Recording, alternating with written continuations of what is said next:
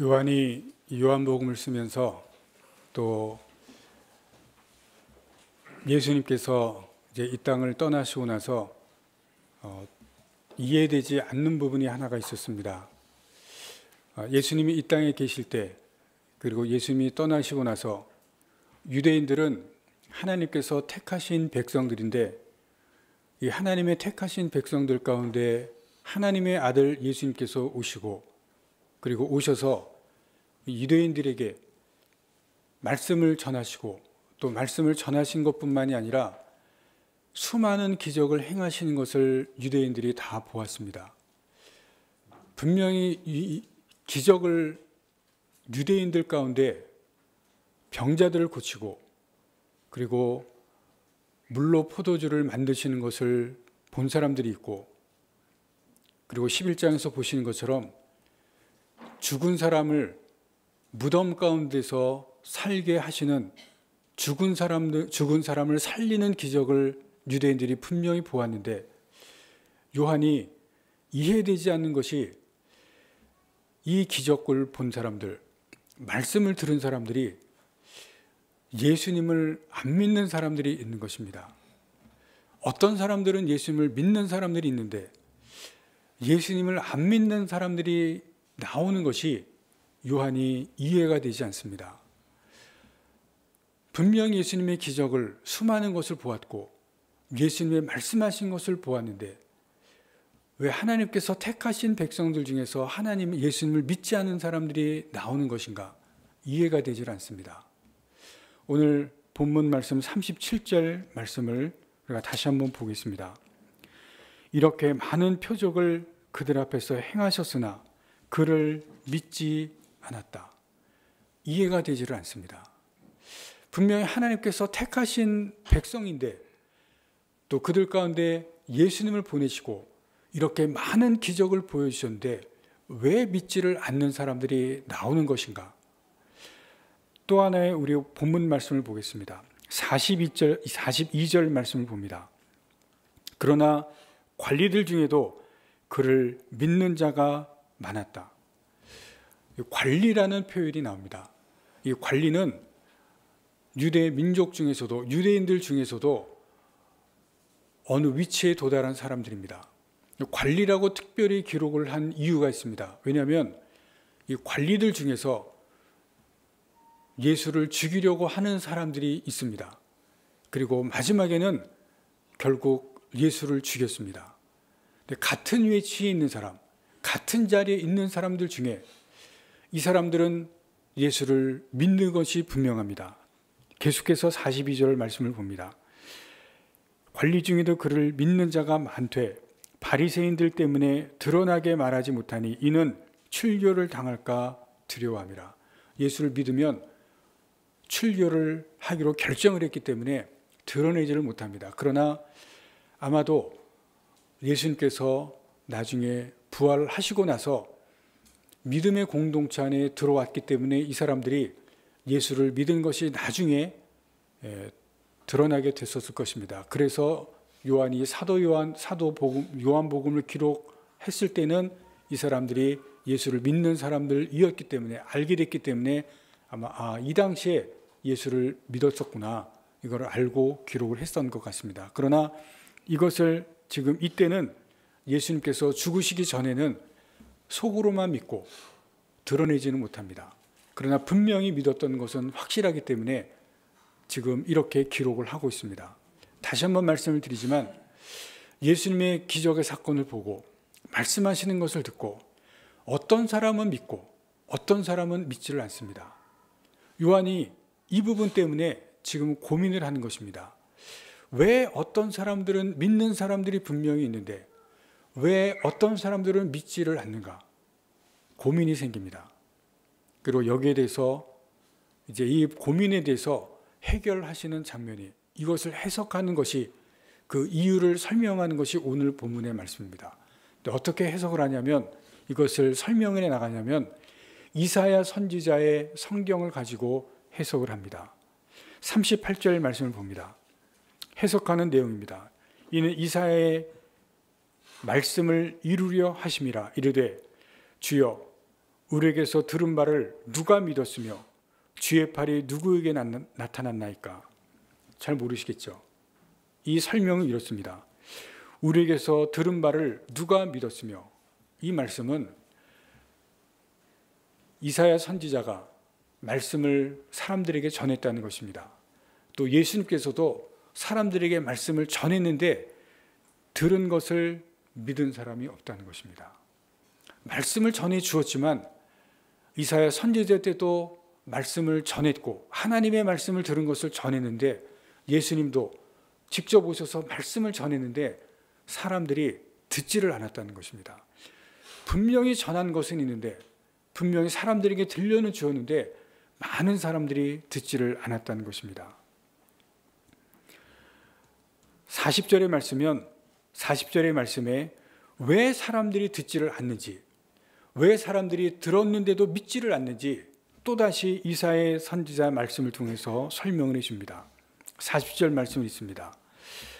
그들이 그들의 눈을 멀게 하시고 그들의 마음을 완고하게 하셨으니 이는 그들로 하여금 눈으로 보고 마음으로 깨닫고 돌이켜 내게 고침을 받지 못하게 하려 함이라.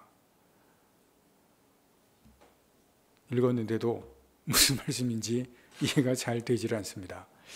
이사야 선지자의 말씀은, 이 40절 말씀은 굉장히 해석하기가 어려운 말씀입니다. 이 말씀을 잘 보시면 그들의 눈을 멀게 하시고 그들의 마음을 완고하게 하셨으니, 하나님께서 그렇게 하셨으니 이는 그들로 하여금 눈으로 보고 마음으로 깨닫고 돌이켜 내게 하나님께 고침을 받지 못하게 하려 함이라. 여러분, 이 말씀을 잘못 해석을 하면 이렇게 해석을 할 수가 있습니다. 하나님께서 말씀을 들은 사람들의 눈을 못 보게 하시고, 그래서 예수님을 예수님으로 믿지 못하게, 예수님을 그리스도로 믿지 못하게 하시게 하신 것이 아니냐. 또 후반절에 보시면 마음으로 깨닫고 돌이켜 고침을 받지 못하게 하셨다. 하나님이 사람들의 마음을 깨닫지 못하게 하셔서 예수님을 믿지 못하게 하신 것이 아니냐, 이렇게 해석할 수가 있습니다. 그래서 이 40절 말씀, 이사야의 말씀은 굉장히 오해할 수 있고 또 이해하기가 어려운 말씀입니다. 근데 하나님께서 사람들의 눈을 어둡게 하고 마음을 깨닫도록 하지 못하게 해서 하나님을 믿지 못하게, 예수님을 믿지 못하게 한 것이 아니냐, 그런 내용이 아닙니다. 이 말씀의 배경을 잘 이해하셔야 되고 말씀의 본질을 잘 이해하셔야 됩니다. 이 말씀은 배경이 있고 또 우리들에게 무엇을 말씀을 하시게 하시려는지, 이 뜻이 무엇인지를 잘 새겨서 들으셔야 됩니다. 이 말씀, 무엇을 말씀하시려고 하시려는지, 또 이 말씀은 무엇을 우리에게 가르쳐 주시려고 하시는지 우리가 잘 보아야 됩니다.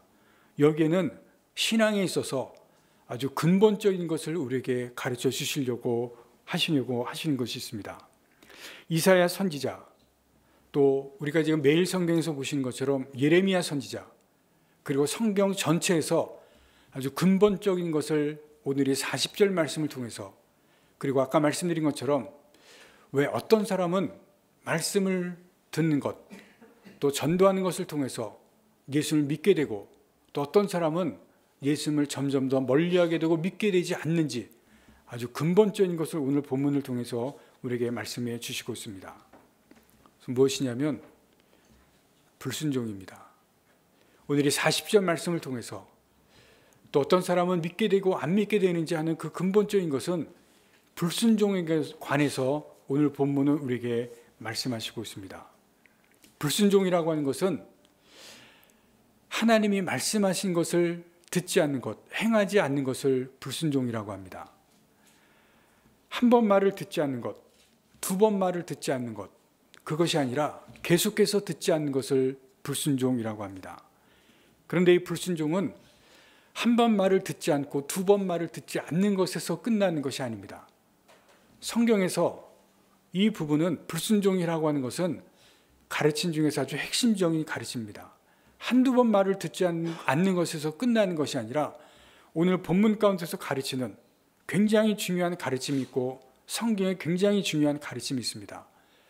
그러한 것에서 끝나는 것이 아니라 우리의 마음을, 사람들의 마음을 굳어지게 하는 부분이 있습니다. 마음을 굳어지게 하는 굉장히 중요한 것을 가르쳐 주시고 있습니다. 내가 한 번 하나님의 말씀하신 것을 듣지 않고, 두 번 듣지 않고, 계속해서 듣지 않을 때는 사람들의 마음이 굳어져 간다는 것을 말씀합니다. 40절 말씀해 보시면 마음을 완고하게 한다는, 완고라고 하는 단어가 있습니다. 굳어진다는 뜻입니다. 그런데 굳어지게 하는 것이 점점 굳어지게 하는, 그래서 완고하게 되고 완강하게 되고 그리고 완악하게 된다는 뜻이 있습니다. 마음을 굳게 한다. 굉장히 중요한 말씀입니다. 불순종은 사람의 마음을 굳어지게 하고 완고하게 만들어 갑니다. 불순종이라고 하는 것은 마음과 연결이 됩니다. 마음과 근본적으로 연결이 되는 것이기 때문에 하나님의 말씀을 계속해서 듣지 않게 되는 것은 우리의 의지만 연결이 되는 것이 아니라, 행함만 연결이 되는 것이 아니라 마음과 생각까지도 다 연결이 되는 굉장히 중요한 부분입니다. 행동이 반복되면 마음은 그쪽으로 계속해서 굳어져 가게 되어 있습니다. 여러분들 어렸을 때 부모님이 공부하라고 하는 얘기를 들으셨을 것입니다. 공부를 계속 하신 분은 상관이 없겠지만 공부를 하라 그랬을 때 한 번 안 했을 때 마음이 좀 불편하셨을 것입니다. 마음이 무거울 겁니다. 두 번 안 했을 때 계속해서 마음이 무겁습니다. 그런데 여러분, 그런데 4번, 5번 어머니가, 아버지가 계속 말하면 여러분 어떻습니까? 짜증이 납니다. 화가 납니다. 한두 번 안 했을 때는 여러분 내가 마음이 불편하고 마음이 좀 무겁지만 4번, 5번 부모님이 계속 그렇게 얘기하면 짜증이 나고 화가 납니다. 여러분 자녀들에게도 여러분들이 아마 당하신 분 계실 겁니다. 공부하라고 얘기하는데 계속해서 얘기했다가 아이들이 짜증내고 화내는 것, 저도 당했습니다. 대놓고 짜증난다고 얘기를 하더라고요. 왜 그런 줄 아십니까? 반복해서 불순종하면 마음이 굳어지기 때문에 그렇습니다. 반복해서 불순종하는 것은 사람의 마음을 굳어지게 만듭니다. 한두 번 불순종할 때는 여러분 내가 마음이 무겁고 불편하고 괴롭지만 반복해서 불순종할 때는 마음이 굳어집니다. 분명히 부모님의 말씀하는 것이 옳은 말씀이지만 또 좋은 말씀이지만 그러나 불순종하게 되면, 반복해서 불순종하게 되면 사람의 마음은 그쪽으로, 한 방향으로 굳어지게 됩니다. 하나님에 대해서도 마찬가지입니다. 하나님께서 우리에게 동일한 말씀으로, 똑같은 말씀으로 우리에게 주시지만 그러나 그것을 한두 번 불순종하는 것은 우리가 불편하지만 계속해서 불순종하게 되면 마음이 굳어지게 됩니다. 죄는 불순종입니다. 여러분, 죄가 우리가 계속해서 반복해서 안 하게 되면 무뎌진다고 이야기합니다. 우리의 마음이 무뎌집니다. 안 하는 것에 대해서 별로 신경을 안 쓰게 됩니다. 여러분, 청소년 법에 대해서 지금 문제가 되고 있죠. 연령의 제한을 없애야 된다고 이야기합니다. 왜 그렇게 됩니까? 어린 아이들이 심각한 범죄에 대해서 죄책감을 느끼지 못합니다. 자기와 같은 또래 아이들, 같은 친구들, 때리는 것에 대해서, 폭력에 대해서 무감각해져 갔습니다. 왜 그렇습니까? 같은 일을, 동일한 일을 또 다른 아이들이 하니까 내가 하는 것에 대해서 이제는 너무나 일상화가 되었기 때문에 감각이 무뎌졌습니다. 감각이 무뎌졌다는 것은 죄책감이 없어졌다는 것입니다. 매일 보는 것이기 때문에, 선배들이 하는 것을 보았기 때문에, 다른 아이들이 하는 것을 보았기 때문에 감각이 무뎌졌습니다. 분명히 죄인데 우리가 보기에는 폭력인데 아이들은 그 폭력에 대해서 감각이 없어졌습니다. 무뎌졌습니다. 죄에 대해서 죄책감이 없어졌습니다. 여러분, 같은 죄는 동일하게 반복해서 하게 되면 감각이 없어집니다. 무뎌집니다. 그것을 말씀합니다. 불순종은 똑같은 것을 반복하게 되면 거기에 대해서 마음이 굳어집니다. 우리 청소년들이 죄에 대해서 마음이 많이 굳어져 있다는 것을 우리가 보게 됩니다. 우리도 마찬가지입니다. 불순종을 반복해서 하게 되면 마음이 굳어지는 것, 오늘 40절 말씀은 그것을 말하고 있습니다. 하나님께서 그렇게 하신 것이 아니라 우리가 불순종하게 되면 마음이 완고하게 되고 마음이 굳어져 있다는 것을 말씀을 하게 됩니다. 하나님께서 눈을 멀게 하신 것이 아니라 우리 애가 굳어졌기 때문에 그것을 하게 돼도 양심의 가책을 받는 것이 아니라 받게 되지 아니하게 되고 그것이 마음이 굳어져 있다는 것을 이렇게 표현하고 있는 것입니다. 애굽에서 나온 이스라엘 백성들이 광야에서 40년을 보냅니다. 처음에 애굽에서 나온 사람들을 출애굽 1세대라고 합니다. 그 자녀들, 광야에서 태어난 사람들을 출애굽 2세대라고 합니다. 처음 애굽에서 나온 1세대, 광야에서 40년 동안을 보낸 그 시기, 어떤 광야 생활을 살았느냐, 한 단어로 요약을 합니다. 불순종이라고 성경은 말합니다. 불순종입니다. 하나님께서 광야로 나오시게 하고 애굽의 노예 생활에서 출애굽을 시켰는데, 해방을 시켜주셨는데 하나님께서 그 사람들에게, 1세대에게 원하시는 것이 있었습니다. 요구하신 것이 있었습니다. 내가 말하는 것을 지켜라. 순종을 요구하셨습니다. 그런데 광야에 나온 사람들, 이 1세대가 광야 가보신 적이 있습니까? 우리는 살아본 적이 없습니다. 그러나 광야라고 하는 것은 삶을 살아가는 조건이 너무 열악합니다. 여러분, 일상생활 한다는 것은 너무나 힘든 것이 광야입니다. 우리는 알지는 못하지만 들어서 합니다. 우리가 지금 집에서 사는 것과 우리가 여기서 사는 것과는 하늘과 땅의 차이입니다.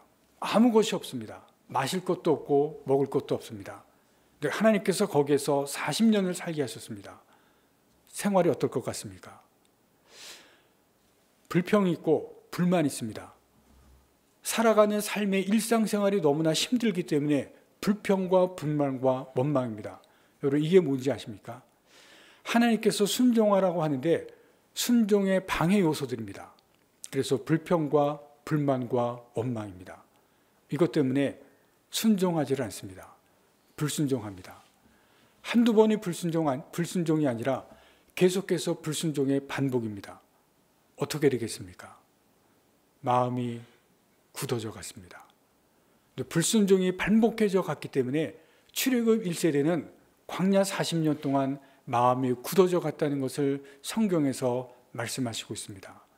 그래서 그들의 마음은 계속해서 불평하고 불명하고 원망하고 하나님께 불순종을 반복해서 마음이 굳어져 가는 모습을 성경에서 보여주시고 있습니다.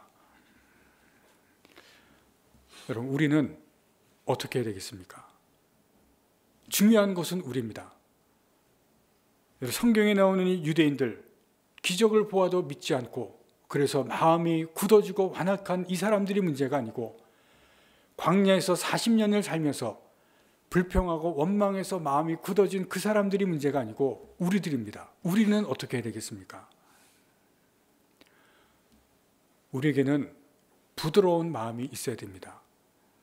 여러분, 이 굳어진 마음이 우리에게 필요한 것, 우리에게 이 굳어진 마음을, 이 사람들을 보면서 우리에게는 부드러운 마음이 있어야 됩니다.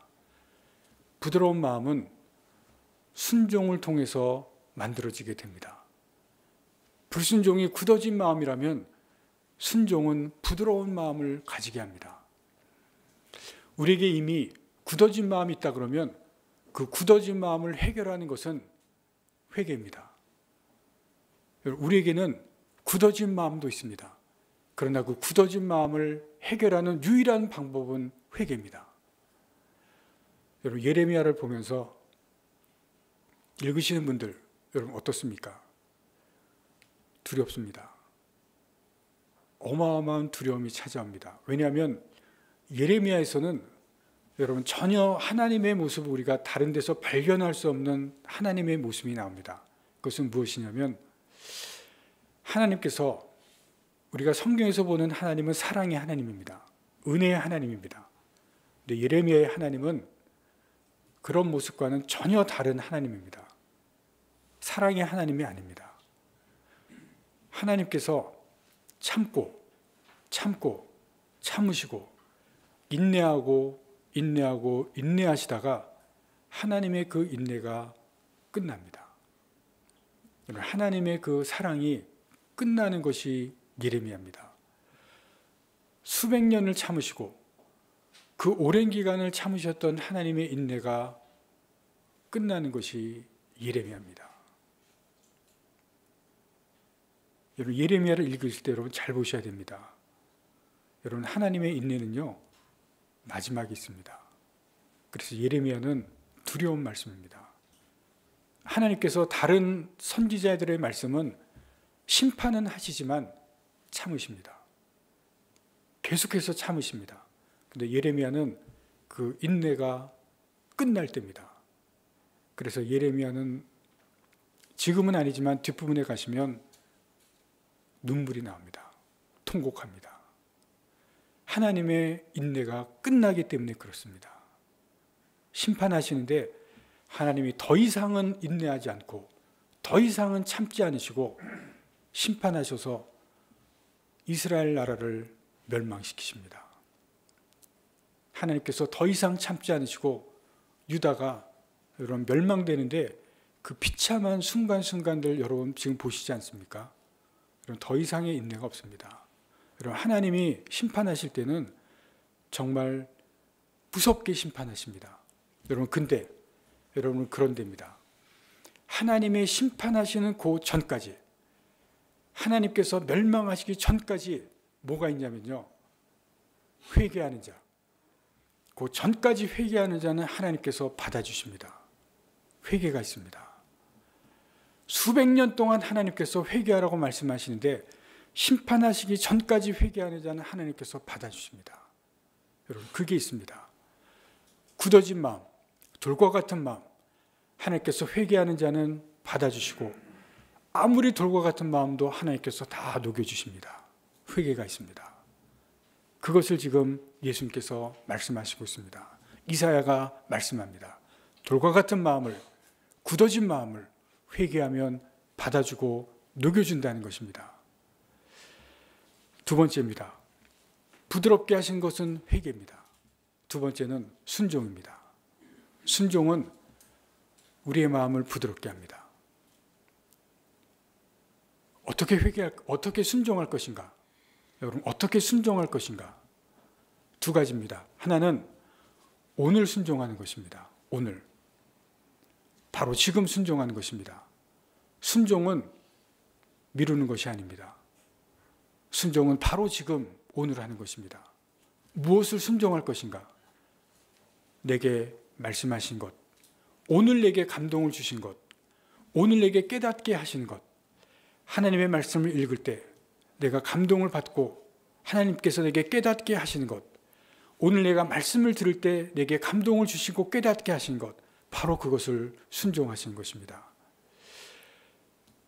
제가 오늘 책을 읽을 때 제가 그 책이 어느 책인지 계속 찾아보는데 찾을 수가 없었는데 책을 읽는데 이런 내용이 있었습니다. 미국에서 일어난 일입니다. 오늘 지금 여러분과 같이 예배를 드리는데 큰 교회입니다. 큰 교회에서 어떤 사람이 예배를 드리는데 갑자기 마음속에 이런 감동이 왔습니다. 실제 있었던 일입니다. 일어나서 예배 그 교회 가운데 통로에 나가서 팔굽혀펴기를 해라. 여러분 말도 안 되는 일이 마음속에서 이렇게 감동이 생각이 나는데 지금 여러분들이 웃으신 것처럼 속으로 이게 무슨 말도 안 되는 얘기냐 웃었습니다. 그런데 또다시 그런 감동이 일어났습니다. 아니 지금 예배 중인데 목사님이 설교하시는데 이 큰 교회에 가운데 통로에 나가서 무슨 미친 짓을 나보고 하라는 거냐. 근데 계속해서 강력하게 그런 생각이 계속해서 일어나는 겁니다. 근데 아무리 무시하려고 해도 강하게 일어납니다. 아, 이거는 성령께서, 하나님께서 나에게 말씀하시는 것 같은데, 근데 일어나려고 하는데 엉덩이가 떨어지지를 않습니다. 지금 목사님 설교하시는데 이 수많은 사람이 지금 다 예배를 보는데 어떻게 일어나서 나가서 그것도 팔굽혀펴기를 합니까? 이게 말이 안 되는 게 아닙니까? 근데 너무나 강하게 그 생각이 일어나서 이 사람이 결심을 했습니다. 일어나서 가운데 나가서 팔굽혀펴기를 하고 자리에 들어갔습니다. 막 얼굴이 화끈화끈하고 사람들이 웅성웅성하고 목사님도 설교 중에 당황을 하시는데 어쨌든 끝났습니다. 다음 날 주일입니다. 어떤 한 남자가 목사님을 찾아왔습니다. 자기는 교회를 다니지도 않고 그리고 예수님을 믿는 사람도 아닌데 자기 부인이 그날 교회를 가자고, 한 번만 교회를 가자고 하도 애원을 해서 그날 교회를 갔다 그럽니다. 교회를 갔는데 이건 뭐 교회를 다니는 사람들 다 이상한 사람들처럼 보이고 또 뭐 예배를 드리는 것도 자기는 이상한 것처럼 보이고 그리고 목사님이 설교하는데 무슨 말인지 하나도 들리지도 않고 그래서 예배를 드리는데 앉아서 그런 생각을 했다고 합니다. 만약에 하나님이 지금 어떤 사람이 일어나서 가운데 나가서 팔굽혀펴기 하면 그래 내가 하나님이 있다는 것도 믿고 내가 지금부터 하나님을 믿겠다. 그런데 제가 그런 생각을 했는데 갑자기 어떤 사람이 자기 앞에서 일어나서 가운데 통로에 나가서 팔굽혀펴기를 하고 들어가더랍니다. 너무나 충격인데 너무나 충격적인 그 일이 자기 앞에서 일어났다는 겁니다. 목사님을 찾아와서 그런 얘기를 한 겁니다. 여러분 그 순간에 팔굽혀펴기 한 그 사람이 바로 그 순간에 하나님 앞에 순종하지 않았다면 여러분 한 사람의 영혼을 구원하는 일은 일어나지 않았을 겁니다. 여러분 하나님이 그 일을 왜 시키는지를 몰랐지만 그 창피한 일을 그 사람이 한 그 일은 바로 그 순간에 했었어야 되는 일입니다. 여러분 하나님이 내게 어떤 말씀을 하시는지는 우리는 모릅니다. 어떤 감동을 주시는지는 모릅니다. 그러나 여러분 순종하는 것은 결코 쉬운 일은 아닙니다. 여러분 고통스러운 일이고 괴로운 일입니다. 여러분 이것은 여러분들이 분명히 아셔야 됩니다. 순종의 과정은 고통스럽고 괴롭고 힘듭니다. 그러나 순종은 오늘 해야 됩니다. 내게 감동을 주시는 그때 하셔야 됩니다. 그리고 순종에는 상급이 있습니다. 하나님께서 주시는 상급이 있습니다. 순종은 오늘 하셔야 되고 지금 하셔야 되고 그리고 순종은 내게 주시는 말씀, 내게 주시는 감동, 내게 깨닫게 하시는 그 말씀을 하셔야 됩니다.